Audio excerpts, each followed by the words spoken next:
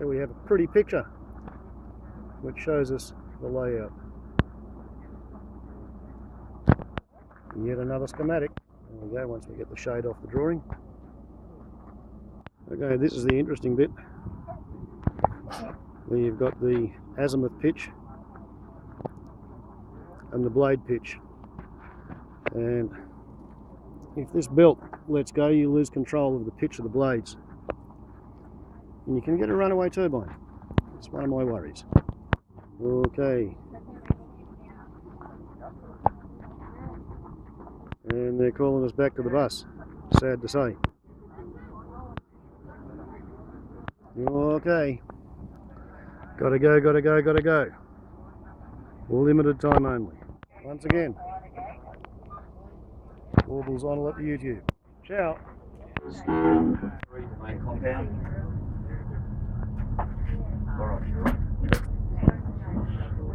Well, there you go. Fleeting glimpse of a turbine, or turbines, because there's more of them behind you. So I gave you a rough idea of what things look like, up close and personal. Again, apologies for the wind, not a lot we can do about that. There is a feedback form being passed through to us, so we welcome any comments, observations. Please keep it polite. If anyone's got any questions, shout them out and I'll do my best to answer them.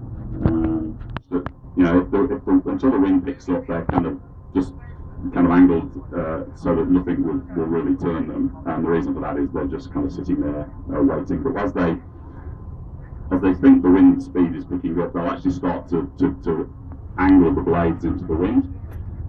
They're fully automatic. They will turn. Yeah, the reason being, and I don't know whether you can, it's difficult to tell, but if you look back at the turbine blades now, apologies for the bad neck, you'll see the blades are actually kind of angled away from the tower. So there's a bit of a kink to the blades. And the reason for that, of course, is that they flex.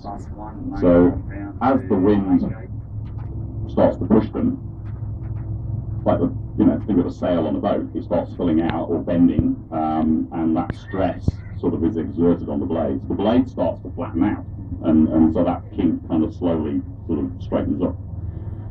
Now imagine if it didn't have that kink, what would happen is that the blade would still continue to flex, but it would start flexing further back, to the point where there's a danger that the blade, as it passes the tower, will actually hit the tower. And as you can imagine, that's probably not a good thing to happen. So the blades are designed, obviously, to account for that.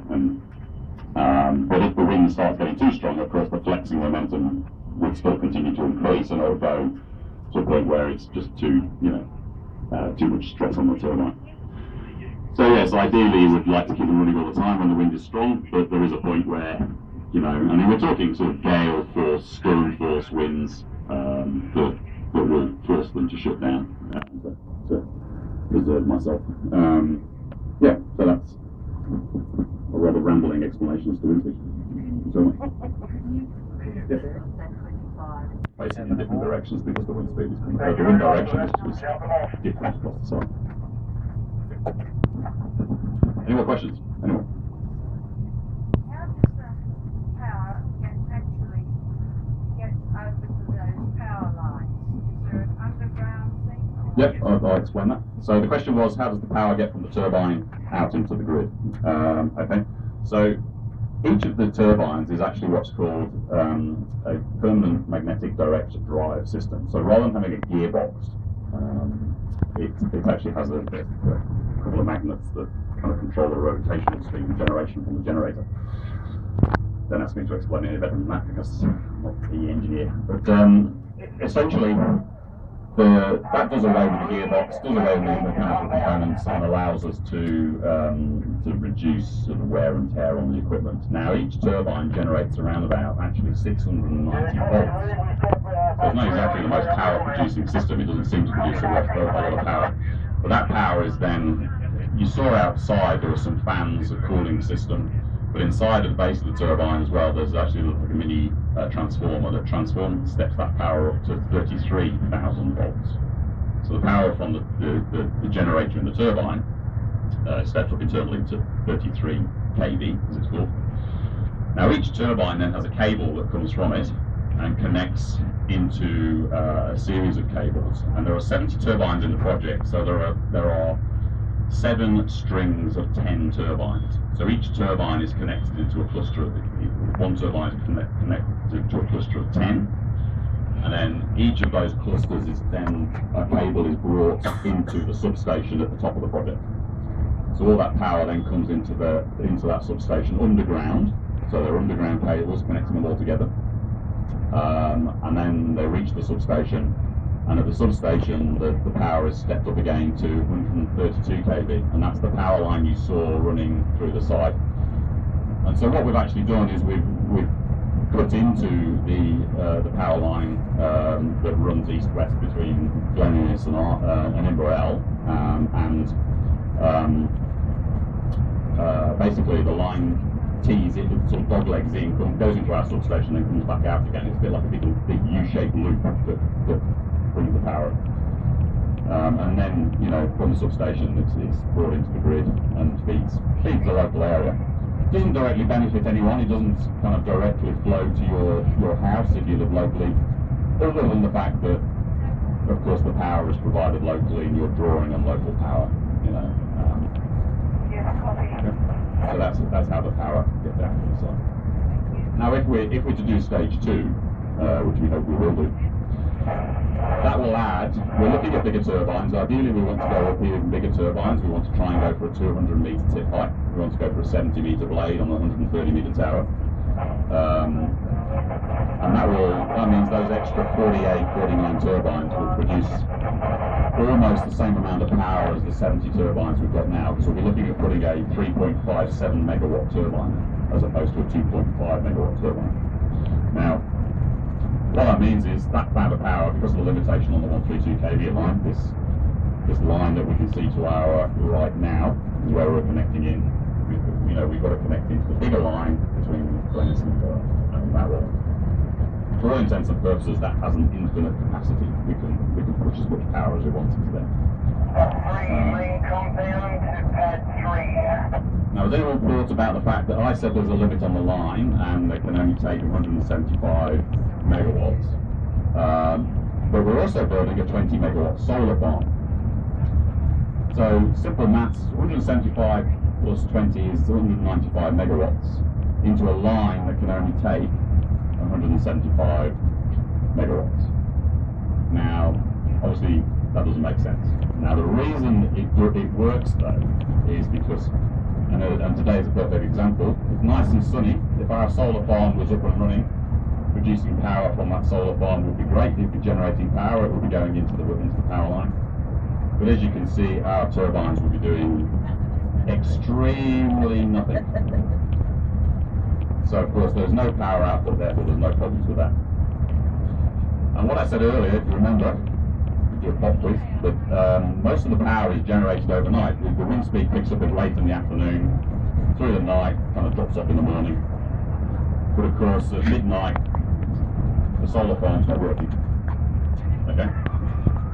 So thankfully we're not generating those 20 megawatts, but if the wind farm is running at full tilt, of course all that power is going into the grid. So that's what makes the solar farm compatible with the wind farm at this point in time into a constrained line.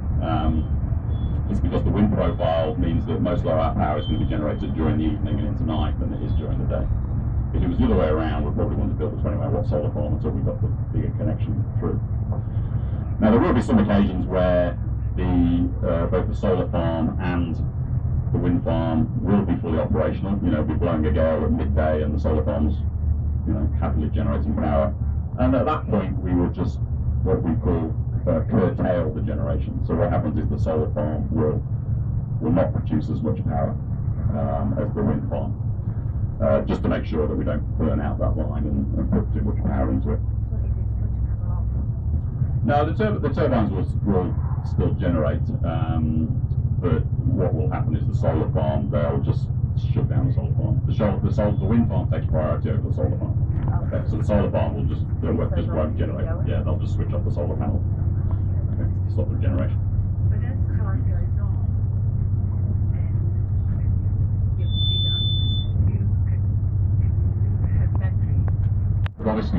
generate as much power as the water stored in your reservoir. So you want the reservoir to be as large as possible. It's a slope of about a maximum 16% grade. So you can't go up the slope like this, you have to flatten it out. So if you've got a dip like that, you're going to have to put the road across, you have to fill it all in. It's a bit engineering work.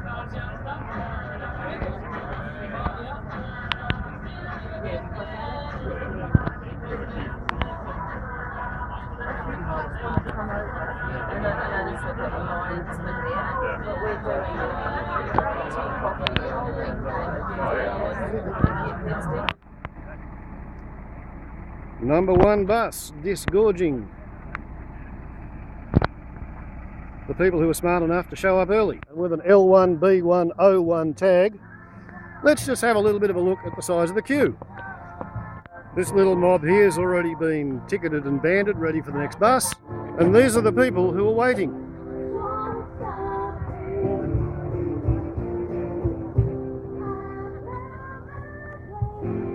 We're still filming the queue.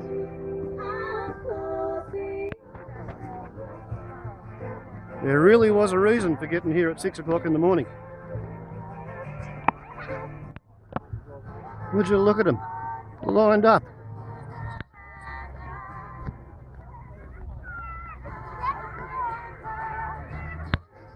As I said, when I heard there were people driving down from Brisbane to get a look at this wind farm, I decided getting up at 5 o'clock in the morning in order to be here at 6 was a really clever idea.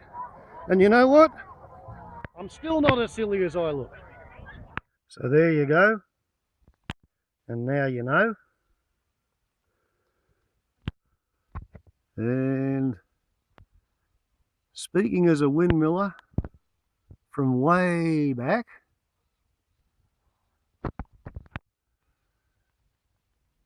now maybe you can appreciate quite how much fun this morning's outing was.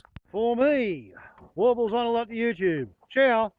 And of course, many thanks to White Rock Wind Farm for staging the open day. And many thanks to Sandra Royal, who runs the windmill shop in the main street of Glen Innes, for giving me the heads up and warning me that I needed to be there at 6 o'clock in the morning to get the first seat on the first bus. That was a good day. Ciao.